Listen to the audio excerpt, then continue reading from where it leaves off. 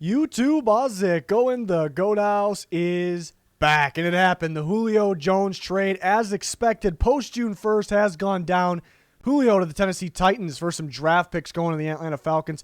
Here to break it down, give you the details, which you probably already know, but I'm going to give you the grades as well. The grades, in my opinion, we'll break it down what it means for each team like we always do here.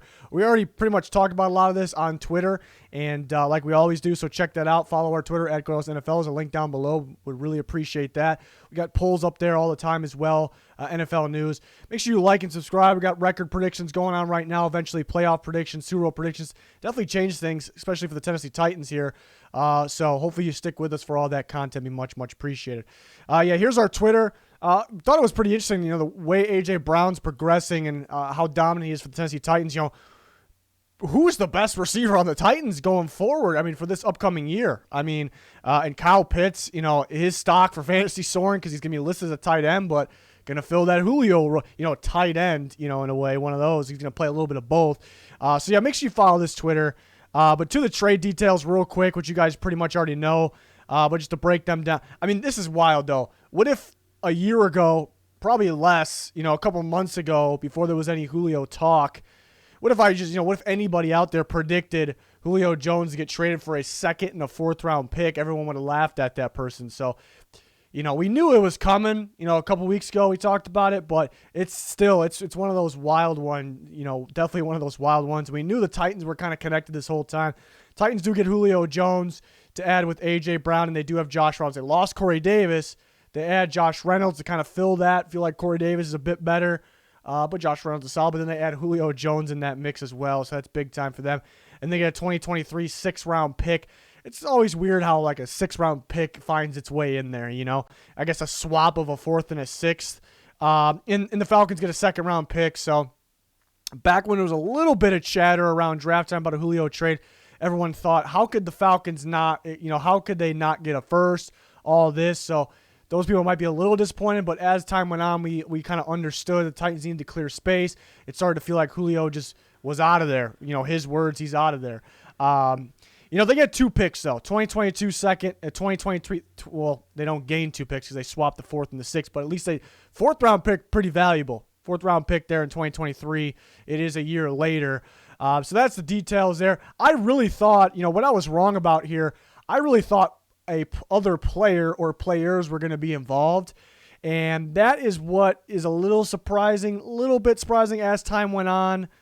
We kind of felt this could happen. It was possible, certainly, but I really thought the Falcons would be trying to get players back, especially with Arthur Smith coaching in Atlanta and Dean Pease actually coaching the defense, who was with Tennessee. I thought they were going to try to get one of their old players. I really thought maybe Rashaan Evans, somebody like that. And I really actually would have liked that better for the Falcons. They don't necessarily need off-the-ball linebackers, but that's what's interesting about this trade. It almost feels like in a way, like a rebuild trade. But we'll touch on that in a second. I want to get with the Titans grade here. I gave them an A.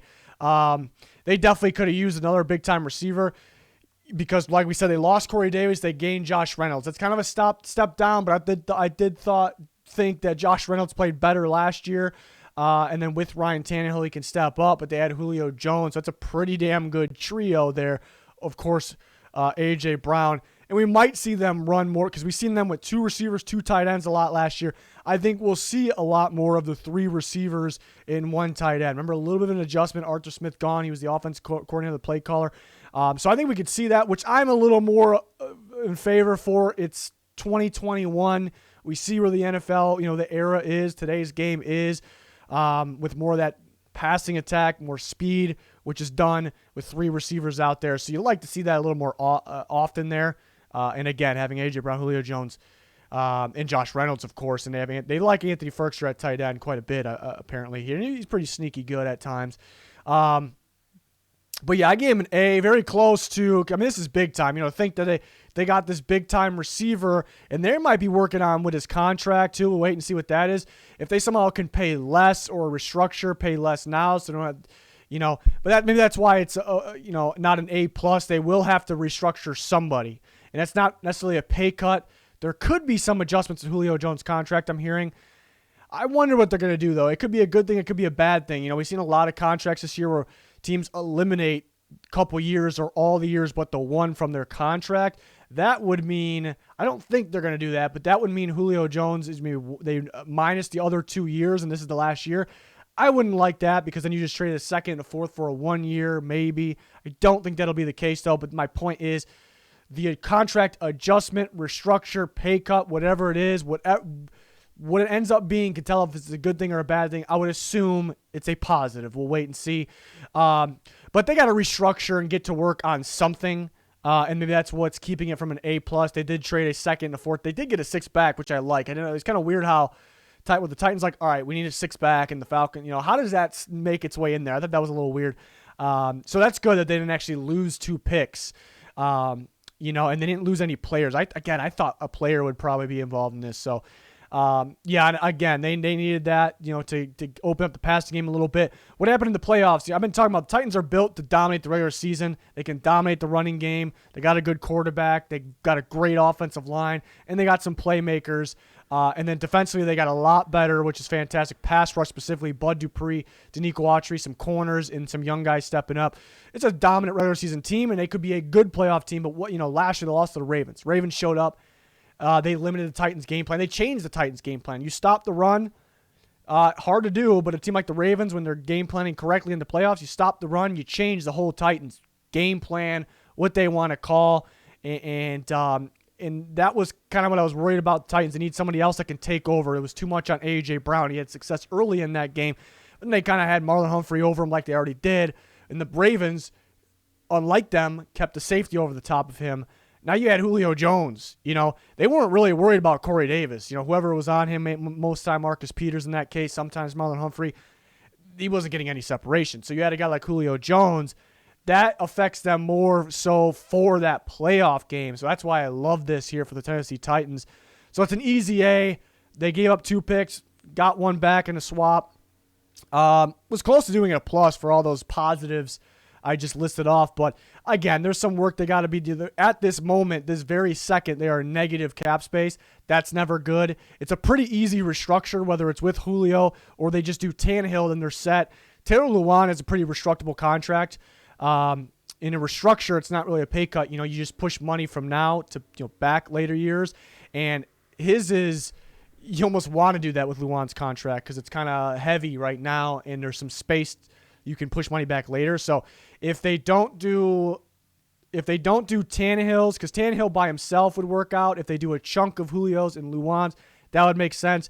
Watch out for Henry and Byard as well, but I would say Luwan's a very restructable contract. Julio's is perhaps as well. We'll see what they do with his because it's up in the air what they actually can do. But the Falcons, tough one grading this one. I end up giving a B-. This is tough. My big problem, at the end of the day, it's, people say they had to trade him. I don't know if they 100% had to trade him. It's pretty damn close, though. They had to clear the money, whether it was Julio Jones. There was some talk that if you move on from Grady Jarrett's contract, it would work. But no, you're not moving on from Grady Jarrett, obviously. They could have worked with Julio's contract like the Tennessee Titans are doing now. So that was a possibility. It just felt like Julio didn't want to play for them anymore. Was he saying he was out of there because he didn't want to play for them anymore, or they were kind of hinting at what was going to happen, and he was like, all right, screw them. Yeah, I'm out of there. So we really don't know exactly what happened there, but a big reason I'm not I kept it in the B range because we were almost at the point where it kind of had to happen. They did get 2, they gained 1 pick. They went from the 6th to 4th. 4th is pretty valuable. It is a 2023. They do have a 2023 second. You feel like Julio Jones' value is a little richer, though. So that's a little tough. But you did get something, for a guy that you're going to have to trade. We heard teams were offering a 3rd-round pick, and a good thing the Falcons didn't, we don't think, it sounds, I could say 99.99%, they're not paying any portion. I almost could put that at 100 at this point. I was kind of waiting to see. But now we're hearing Tennessee's trying to restructure Julio's deal. So the Falcons are not paying a portion of Julio's base salary is what I'm getting at. That's a fantastic thing. So I kept it in the B range for those reasons. It just feels like a rebuild, though. A rebuild trade. Like, not because they traded Julio, but they get a 2023 4th, what they swap. They get a 2nd for this upcoming year. They kind of drafted to win now.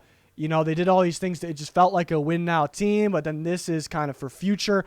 I would have preferred them to go for a player I guess if the Titans weren't willing to move on from him, but I really thought the way they were building that linebacker unit that they maybe could move around, on from Rashaan Evans. Dean Pease felt like, Rashaan Evans was his guy, in Tennessee. He was playing a lot better. That was at a younger age. So I thought somebody, it didn't have to be specifically him, but I thought they would kind of make a push for a player that helped them win now, because I think the Falcons can win now. I'm not going to say they're going to win a Super Bowl now, but this offense can be deadly. You take Julio Jones away. I'm a huge Kyle Pitts guy. I love Calvin Ridley. Even Hayden Hurst is sneaky, especially in Arthur Smith's scheme. Wish they were better at running back, but this offense can win now. The defense was sneaky good at times last year, a better coordinator now. They can win now. They're not going to win a Super Bowl now. They can win now, and they kind of geared towards that. But with this trade, it felt like, I guess in their eyes, maybe we can get a little bit of both, but I don't know. I'm not really punishing them for not getting a player here. It just kind of felt like an odd trade. Losing a 6th-round pick isn't, it doesn't hurt too much, but it is a little odd. Like, why did the 6th-round pick have to go? Like, if they would have I was thinking they were going to get a 2nd and a player, 2nd and a 4th, makes about, sense. And they send a 6, so it's not a whole lot, but yeah, I know it's just not the greatest value for Julio, but it was what we were expecting, I guess, at some point. But that doesn't make it a great trade if it was what we were expecting. But I still kept it in the B range. Kyle Pitts gonna kind of fill that Julio Jones role at times. And he's gonna fill that tight end role at times. Maybe like a Jonnu Smith when he was with Arthur Smith, their new coach. So a mixture of things, inline, move, tight end, X receiver, all that. So. It makes you a little more excited about a guy like Kyle Pitts, Calvin Ridley. And kind of back to the Titans, though, actually. It's something I wanted to touch on. That, yeah, they add all this talent, but they're an extremely talented team. Health is a little bit of a question, I guess, with Julio. It's some nagging injuries, nothing major. And, they add Bud Dupree, Caleb Farley. So these guys, got to stay healthy. So that's the only maybe no other negative for the Tennessee Titans. But on paper, that's a damn good team, damn talented team. So we did expect this to happen. I think we all did here. And it finally went down there. I guess I shouldn't say finally. It was post June 1st. That was earlier this week. So. Let me know your guys' grades in the comments. We're always talking on Twitter with updates, polls. You guys are constantly, getting updates on what's coming for the channel, voting on things that will be involved in videos. So check that out. Let me know your thoughts in the comments. Smash that like button, subscribe. Again, follow that Twitter. Very, very important. Any link that you're trying to find, you'll find it down in the description comments. It's going to do it, though. Thanks for watching. Goodbye.